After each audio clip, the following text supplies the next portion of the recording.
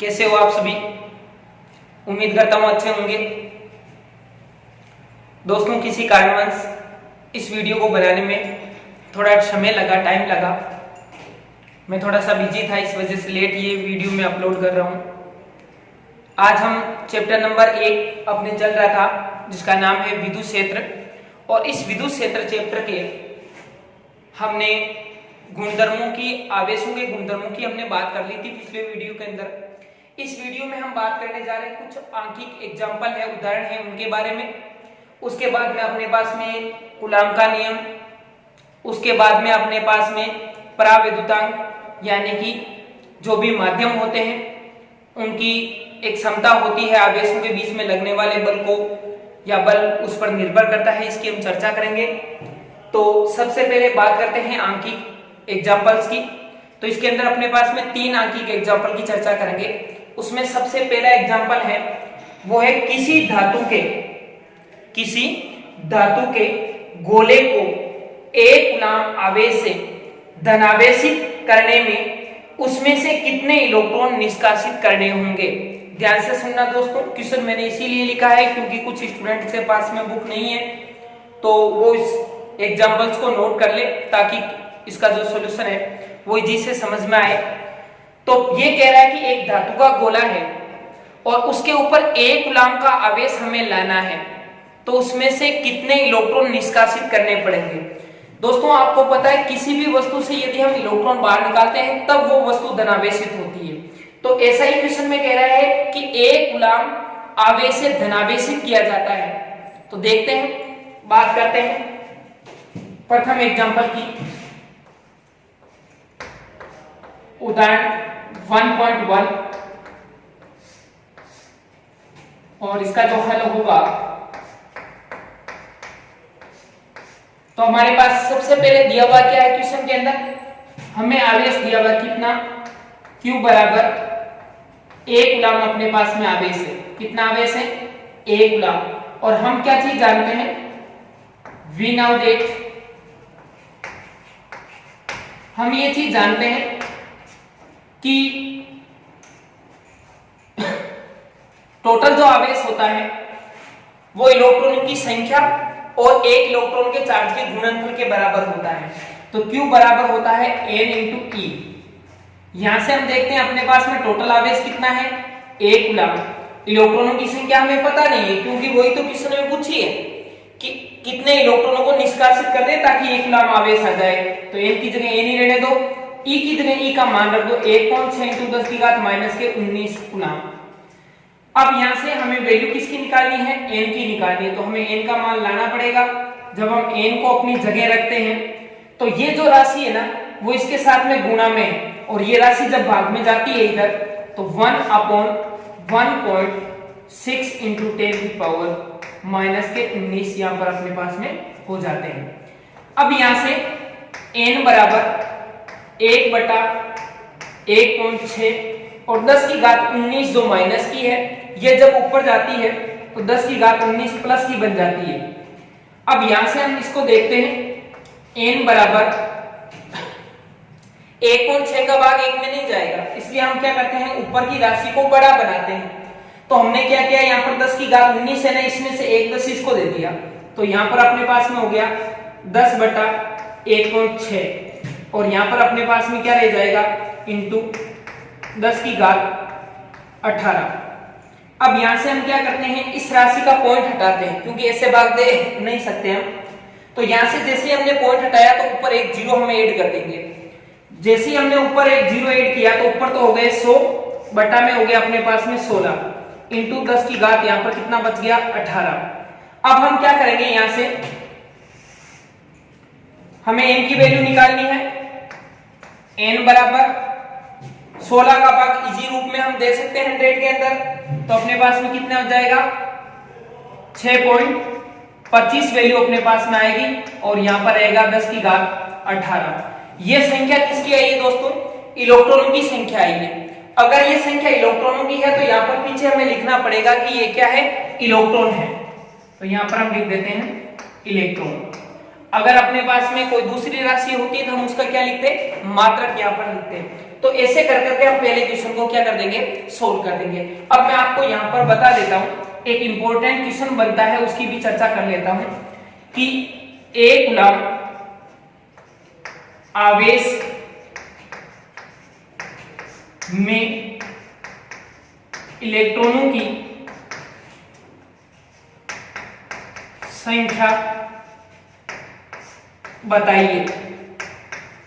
यदि ऐसा क्वेश्चन भी आ जाता है तो अपने पास में इसका जो आंसर होगा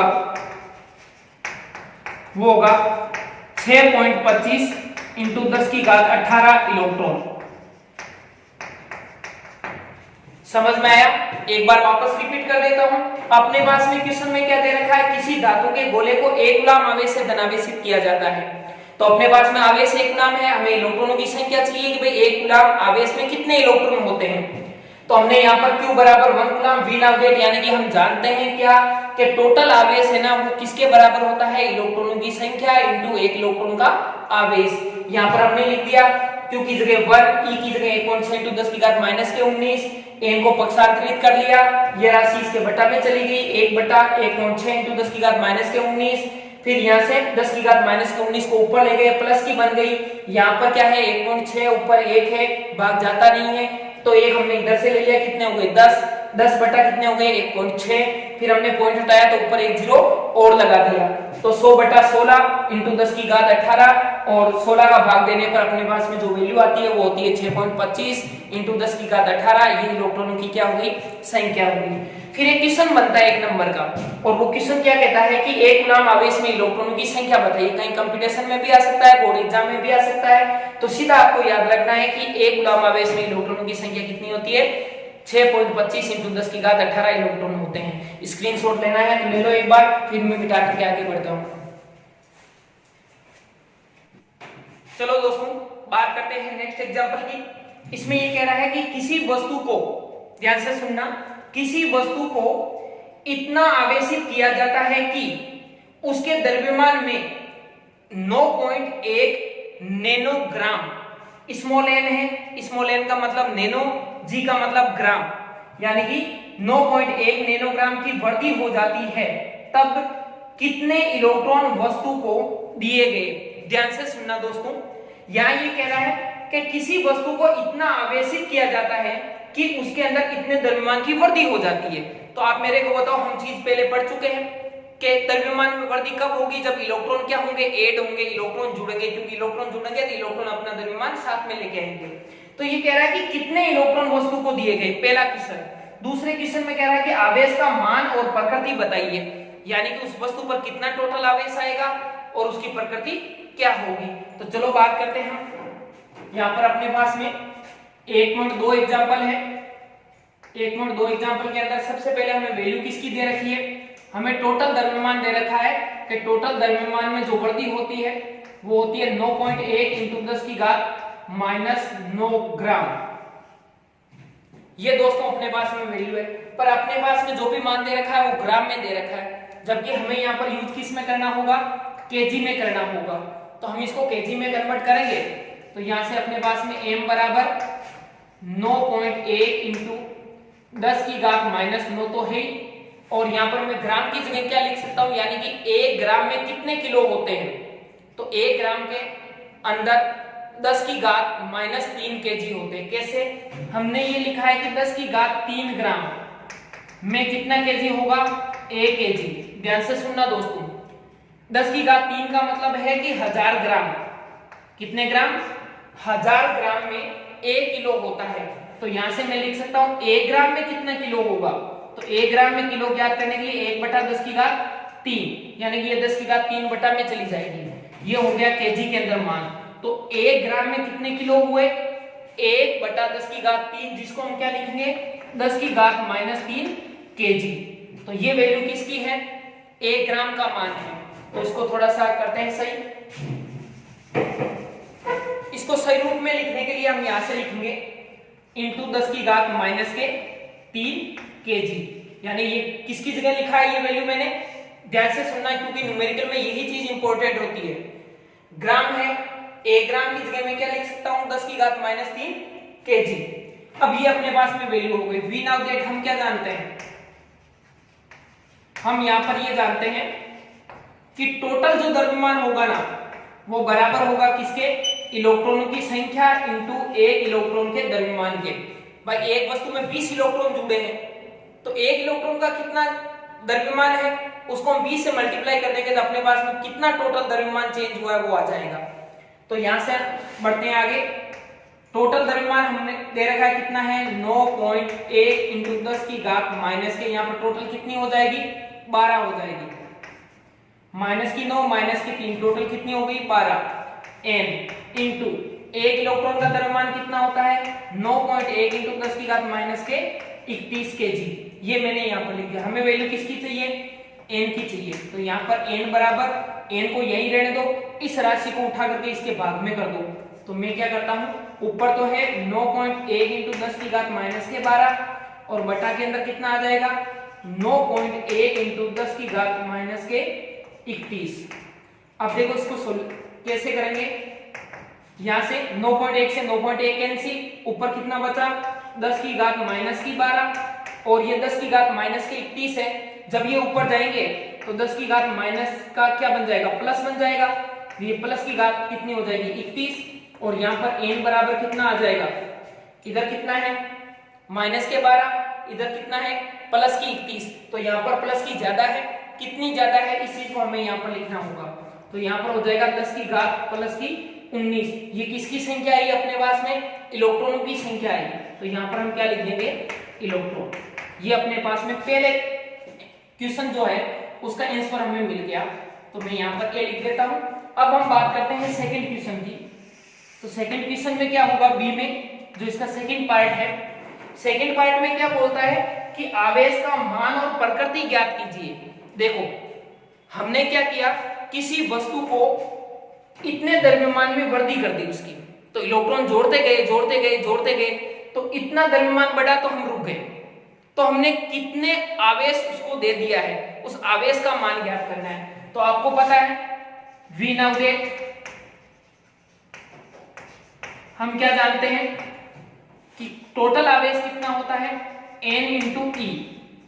यहां पर हमने कितने इलेक्ट्रॉन जोड़े हैं उनकी संख्या और एक इलेक्ट्रॉन का चार्ज, हमने जो इलेक्ट्रॉन जोड़े हैं टोटल वो कितने हैं 10 की घात 19। यहाँ पर हो जाएगा 10 की घात 19 इंटू एक इलेक्ट्रॉन का चार्ज कितना होता है 1.6 इंटू 10 की घात माइनस के 19। तो ये तो है 10 की घात माइनस के 19, ये है 10 की घात प्लस के 19। तो यहाँ पर दोनों को ऐड करेंगे तो यहाँ पर Q बराबर अपने पास में बचेगा 1.6। ध्यान से सुनना दोस्तों, 10 की घात प्लस की 19 10 की घात माइनस के 19, ये दोनों जब ऐड होगी तो किस प्रकार से होगी इसको सुनना। 10 की घात प्लस के 19 माइनस 19, क्यों? क्योंकि 10 की दोनों के आधार क्या है सेम है, तो घातें आपस में क्या होती है जुड़ती है। जब भी आधार सेम होते हैं तो घातें दोनों की क्या होती है जुड़ती है। प्लस की 19 प्लस माइनस की 19, तो प्लस माइनस माइनस 19 माइनस 19 कितना हो जाएगा 0। तो यहाँ पर हो जाएगा 10 की घात 0, और किसी भी संख्या की घात यदि 0 है तो इसकी वैल्यू कितनी होती है 1।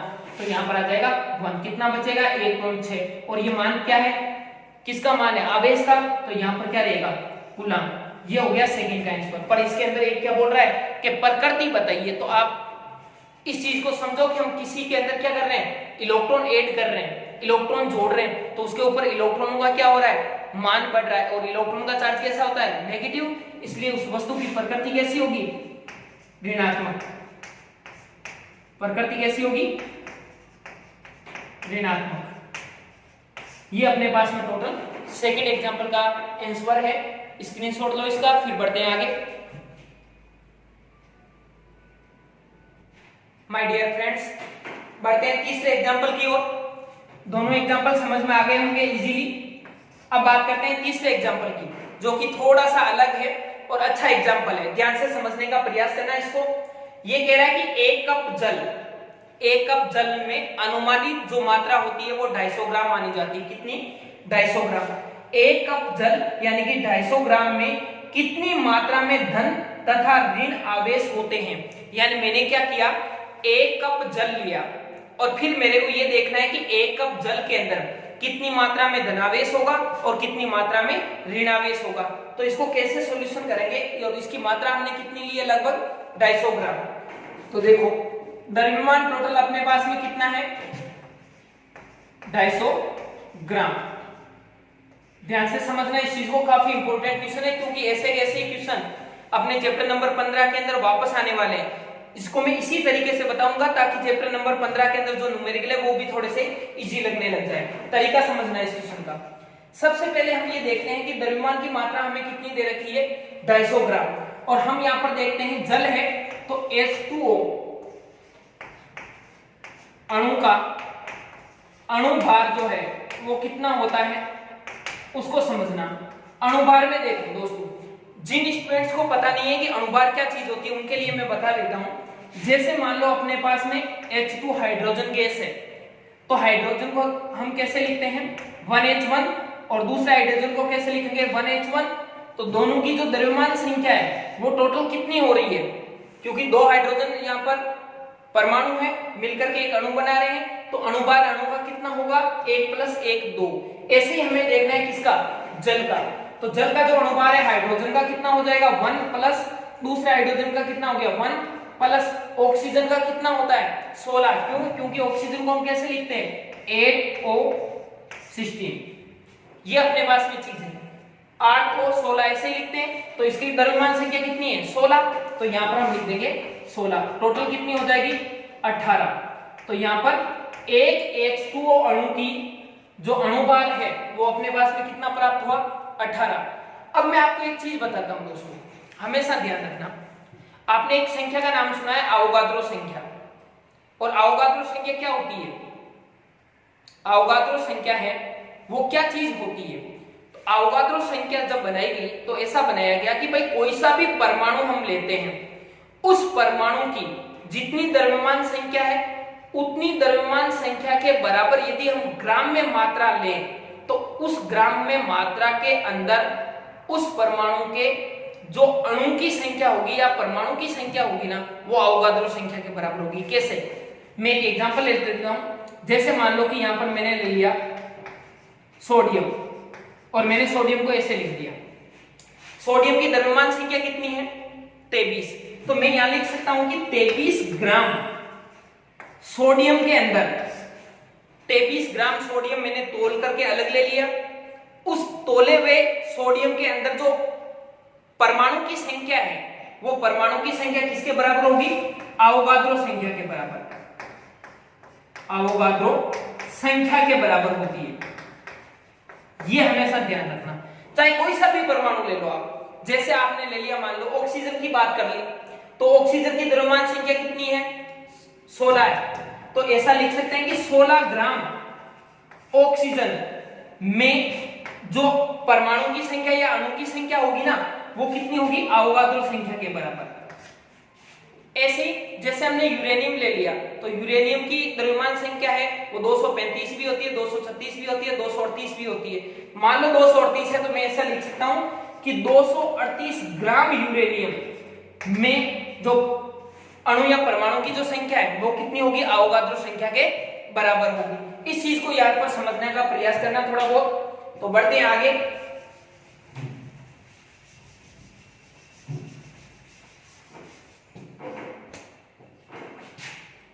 अठारह ग्राम H2O में अणु की संख्या, तो अणु की संख्या कितनी होगी, अवोगाद्रो संख्या के बराबर। और अवोगाद्रो संख्या कितनी होती है, 6.023 × 1023। ये किसकी है, अणु की संख्या है। अब यहां पर क्या होगा, 1 ग्राम की बात करते हैं। 1 ग्राम H2O में अणु की संख्या कितनी होगी, 1 ग्राम अणु में, 1 ग्राम में अणु की संख्या। तो यहां पर 1 ग्राम के अंदर देखनी है तो 6.023 × 1023 बटा 18 आ जाएगा, किसमें, भाग में। इतनी हो जाएगी अणु की संख्या। अब हमें कितने में चाहिए, हमें चाहिए 250 ग्राम में, कि भाई 250 ग्राम हमने जो जल लिया है उसके अंदर H2O परमाणु, H2O अणु की संख्या कितनी है। तो यहां पर हम ले लेते हैं 250 ग्राम, यानी कि 250 ग्राम में H2O में अणु की संख्या अणु की संख्या। तो अणु की संख्या कितनी बनेगी यहाँ पर 6.023 इंटू 10 की पावर 23 अपॉन 18 इंटू 250। ये अपने पास में जो वैल्यू आई है ना, ये वैल्यू किसकी आई है दोस्तों?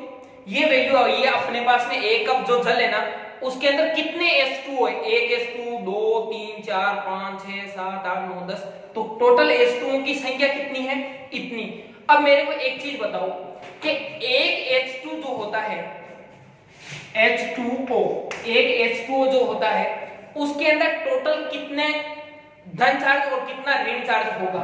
तो देखो, हाइड्रोजन को कैसे लिखेंगे? 1H1, दूसरे हाइड्रोजन को 1H1, और ऑक्सीजन को कैसे लिखेंगे? 1O16।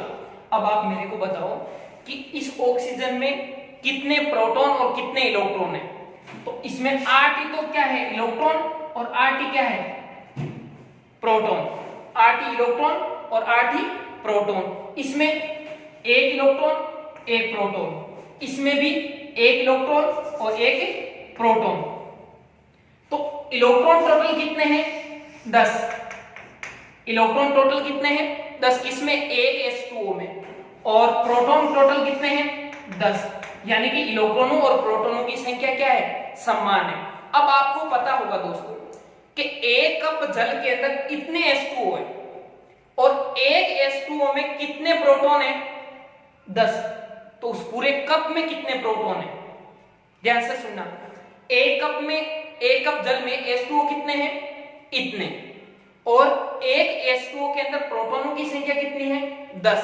तो उस पूरे कप में प्रोटॉनों की संख्या कितनी होगी? तो यहां पर देखते हैं, एक कप जल में कुल प्रोटॉन या इलेक्ट्रॉन की संख्या, मैंने दोनों को इसलिए लिखा है क्योंकि प्रोटॉन और इलेक्ट्रॉनों की संख्या क्या होगी? सेम होगी, 10-10। तो यहां पर कुल प्रोटॉनों की संख्या कितनी हो जाएगी? ये तो हो गई एक कप जल के अंदर जो H2O की संख्या है उनकी संख्या, और एक H2O में कितने प्रोटॉन है? 10 प्रोटॉन है। तो ये तो हो गई टोटल प्रोटॉनों या टोटल इलेक्ट्रॉनों की संख्या। अब बात करते हैं टोटल धन चार्ज, यानी कि एक कप जल में कुल धन तथा धन या ऋण चार्ज, ऋण आवेश होगा, वो अपने पास में होगा 6.023 इंटू 10 की पावर 23/18 इंटू 250 इंटू 10। देखो दोस्तों, हमने अभी क्या पढ़ा था कि टोटल आवेश का सूत्र क्या होता है? Q बराबर N इंटू E। टोटल आवेश का सूत्र क्या होता है? N into E। N का मतलब टोटल प्रोटॉनों की संख्या या फिर टोटल इलेक्ट्रॉनों की संख्या इंटू एक इलेक्ट्रॉन का चार्ज। यहाँ पर टोटल प्रोटॉनों की संख्या कितनी है? ऊपर हमने देख लिया कि ये टोटल प्रोटॉनों की संख्या है, तो N की जगह तो टोटल संख्या आ गई, और एक प्रोटॉन या एक इलेक्ट्रॉन का चार्ज कितना होता है वो यहाँ पर मैं लिख देता हूँ, 1.6 इंटू 10 की घात -19। ये अपने पास में आ जाती है संख्या। और इसको जब हम सोल्व करते हैं तो अपने पास में क्या आता है? अपने पास में टोटल एक कप जल के अंदर धनावेश और एक कप जल के अंदर ऋणावेश की मात्रा आ जाती है, क्योंकि जितना धनावेश होगा उतना ही उसमें क्या होगा? ऋणावेश होगा। इसको सोल्व करने के बाद में आपके पास में आंसर मिल जाएंगे। इसका स्क्रीनशॉट ले लो आप जल्दी से।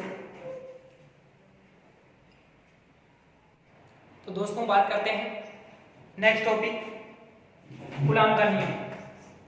कूलाम का नियम क्या होता है?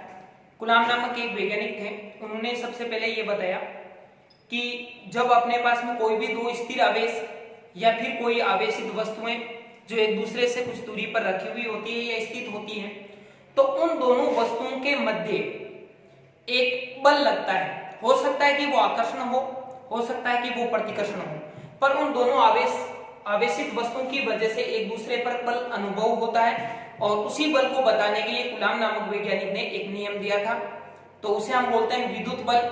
विद्युत बल की यदि डेफिनेशन की बात करें तो हम ये कह सकते हैं कि किन्हीं दो आवेशित वस्तुओं के मध्य बल का अनुभव क्या कहलाता है? विद्युत बल कहलाता है। यहाँ पर हम बात करेंगे कूलाम के नियम की। तो यहाँ पर ये कह रहा है कि दो स्थिर आवेशों के मध्य, स्थिर आवेशों पर लगता है कूलाम का नियम, दो स्थिर आवेशों के मध्य कार्य करने वाला आकर्षण या प्रतिकर्षण बल, आकर्षित हो सकता है या प्रतिकर्षित हो सकता है बल, दोनों आवेशों के परिमाणु यानी कि उनके मान के गुणनफल के समानुपाती, यानी कि दोनों को मल्टीप्लाई करो और समानुपाती होगा उनके, तथा उनके मध्य की दूरी के वर्ग के व्युत्क्रमानुपाती होता है, यानी कि दोनों के बीच की कितनी दूरी है उसका वर्ग करो और उसके व्युत्क्रमानुपाती के समानुपाती होगा। अब देखते हैं यहां से कि माना दो आवेश, एक तो है Q1 और दूसरा है Q2, और दोनों एक दूसरे से यदि स्मॉल r दूरी पर स्थित हो तो हम इस नियम को कैसे लिखेंगे कि बल जो है वो दोनों आवेशों के गुणनफल के क्या होगा? समानुपाती होगा, समीकरण नंबर 1, और उनके बीच की दूरी के क्या होगा? व्युत्क्रमानुपाती होगा, वर्ग के व्युत्क्रमानुपाती, तो वर्ग किया और फिर उसको व्युत्क्रम में लिख दिया, समीकरण नंबर 2। फिर यहाँ पर from equation first and second, यानी कि दोनों समीकरणों को हम साथ में लिखेंगे तो क्या बनेगा? F समानुपाती यहाँ पर Q1 Q2 बटा R स्क्वायर, जैसे ही समानुपाती चिन्ह हटेगा तो एक नियतांक राशि आती है और वो यहाँ पर नियतांक राशि है K यहाँ पर एक समानुपाती नियतांक होता है जिसकी हम बात करेंगे थोड़ी सी आगे। उससे पहले हम देख लेते हैं कि यहाँ पर अपने पास में दो आवेश हैं, दोनों एक दूसरे से स्मॉल r दूरी पर स्थित है, तो इनके मध्य लगने वाला जो बल होगा वो कूलाम के नियमानुसार होगा और उसका जो मान होगा वो होगा F बराबर K Q1 Q2 बटा R स्क्वायर। तो स्क्रीनशॉट लो इसका, फिर बढ़ते हैं थोड़ा सा आगे। तो देखो दोस्तों आगे हमने ये देखा है कि दो आवेशित वस्तुओं के मध्य लगने वाला जो बल होता है वो होता है K Q1 Q2 बटा R स्क्वायर, ये अपने पास में वैल्यू होती है। अब यहाँ पर K क्या है इसकी थोड़ी सी चर्चा करते हैं। तो जहां K एक समानुपाती नियतांक है, समानुपाती नियतांक है जिसका मान 1/4 पाई एप्सिलॉन नॉट बराबर, यानी इसको जब हम सोल्व करते हैं या फिर K का जो मान होता है वो होता है 9 × 10 की घात 9, और मात्रा की बात करें तो यहाँ पर न्यूटन इंटू मीटर स्क्वायर प्रति कूलाम स्क्वायर होता है। कैसे होता है इसको समझ लेते हैं थोड़ा सा। K जो होता है वो एक समानुपाती नियतांक है और K का मान होता है 1/4 पाई एप्सिलॉन नॉट। ये जो अपने पास में वैल्यू है लिखी हुई यहाँ पर उसको बोलते हैं एप्सिलॉन, और जो इसके पेरू में लिखा हुआ है उसको बोलते हैं नॉट। या फिर मैं ऐसा कह सकता हूं, इसको हम हिंदी में लिखें तो हम जीरो भी लिख सकते हैं। ये ओ नहीं है, कुल मिलाकर के अपना जो समझना है वो इतना ही समझना है कि ओ नहीं है, ये नॉट है, जीरो है। एप्सिलॉन नॉट जो हवा या निर्वात की विद्युतशीलता होती है जिसकी बात करते हैं आगे। तो यहाँ तक उम्मीद करता हूँ अच्छे से समझ लिया आपने। K बराबर होता है 1/4 पाई एप्सिलॉन नॉट, और K की वैल्यू या फिर इसकी जो वैल्यू होती है वो होती है 9 × 10 की घात 9। मात्रक जो होगा वो होगा न्यूटन इंटू मीटर स्क्वायर प्रति कूलाम। कैसे? क्योंकि K यहाँ पर है, इन सारी राशियों को इधर भेज दो आप, तो F के गुणा में क्या आएगा? R square. R क्या है? दूरी, दूरी का मात्रा क्या होता है? मीटर, तो इसका मात्रा हो गया न्यूटन, दूरी का मात्रा हो गया मीटर, तो न्यूटन इंटू मीटर स्क्वायर। और Q आवेश है, इसका मात्रा क्या होता है? कूलाम, इसका मात्रा भी क्या होता है? कूलाम। दोनों coulomb into coulomb, coulomb square, और वो चले जाएंगे बटा में, ये हो गया मात्रा। अब बात करते हैं थोड़ी सी यहाँ पर एप्सिलॉन नॉट की। तो एप्सिलॉन है, एप्सिलॉन हवा या निर्वात, हवा या निर्वात की विद्युतशीलता है जिसका मान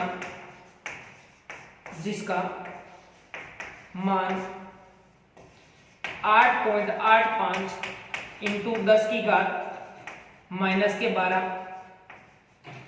और मात्रा क्या होगा इसका? क्योंकि ये एक पट्टा में आ रहा है ना नीचे, तो इसके मात्रा का इसका क्या होगा, अपोजिट उल्टा व्युत्क्रम होगा, तो वो हो जाएगा कूलाम स्क्वायर प्रति न्यूटन इंटू मीटर स्क्वायर होता है। यहां पर हम बात कर लेते हैं वापस एक बार, k बराबर होता है 1/4 पाई एप्सिलॉन नॉट, जिसकी वैल्यू होती है 9 × 10 की घात 9, मात्रक हो ही गया।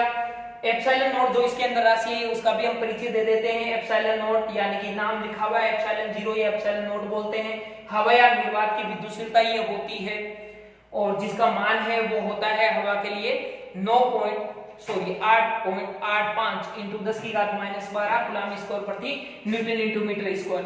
अब थोड़ी सी हम बात कर लेते हैं कि ये विद्युतशीलता क्या होती है, विद्युतशीलता हम किसे कहते हैं, तो इसको हम देखते हैं कि विद्युतशीलता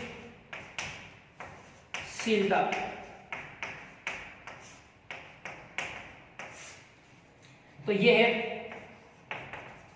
वस्तुओं या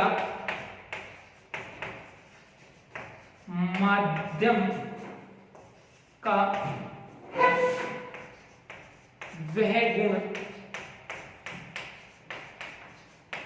जिसके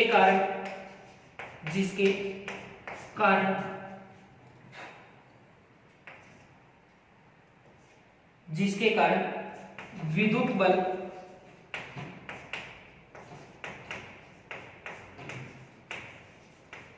प्रभावित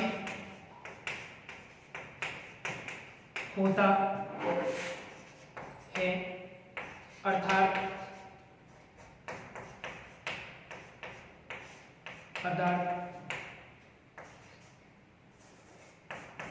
विद्युत बल के मान में कमी करता है। इसके बहुत सारे कारण हो सकते हैं, कमी क्यों करता है, कैसे करता है, या किस प्रकार से प्रभावित करता है, इनकी हम आगे बात करेंगे। अभी केवल आपको बिल्कुल सिंपल भाषा में ये समझना है कि विद्युतशीलता क्या होती है। तो वस्तु या माध्यम का वह गुण जिसके कारण विद्युत बल प्रभावित होता है या फिर विद्युत बल के मान को क्या कर देता है, कम कर देता है। विद्युत बल के मान को कमी करता है या कम कर देता है, मान में कमी कर देता है। तो दोस्तों उम्मीद करता हूं आपके समझ में आया होगा। अब दिक्कत स्टूडेंट्स के ये रहती है कि कहां तक याद करना है, किस चीज को कहां तक पढ़ना है, पूरा लिखना है, थोड़ा लिखना है। तो बता देता हूं, जब आपको एग्जाम के अंदर कूलाम का नियम पूछा जाता है तो उस समय आपको ध्यान रखना है कूलाम का नियम यहां तक ही लिखना है आपको, ठीक है। ये सारी चीजें हैं वो अपने बेसिक नॉलेज के लिए है, लिखो तो बहुत अच्छी बात है, नहीं तो यहां तक आपको लिखना कंपलसरी है। इसके अंदर k का मान हो गया, एप्सिलॉन नॉट का मान हो गया, विद्युतशीलता क्या होती है ये चीज हो गई।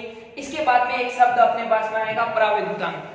तो परावैद्युतांक की हम चर्चा करेंगे नेक्स्ट वीडियो में, क्योंकि ये थोड़ा सा बड़ा टॉपिक है, ये वीडियो लंबा हो चुका है। तो उम्मीद करता हूँ आप लोगों के समझ में आया होगा, और साथ साथ में पढ़ते रहिए, चलते रहिए। मैं ये चाहता हूँ कि मैं हर वीडियो के अंदर ज्यादा से ज्यादा मैटर आपको अवेलेबल करवा सकूं, ताकि प्रत्येक चैप्टर के ज्यादा लंबे वीडियो नहीं बने और इजी वे में आपके समझ में भी आते रहे। थैंक यू, जय हिंद।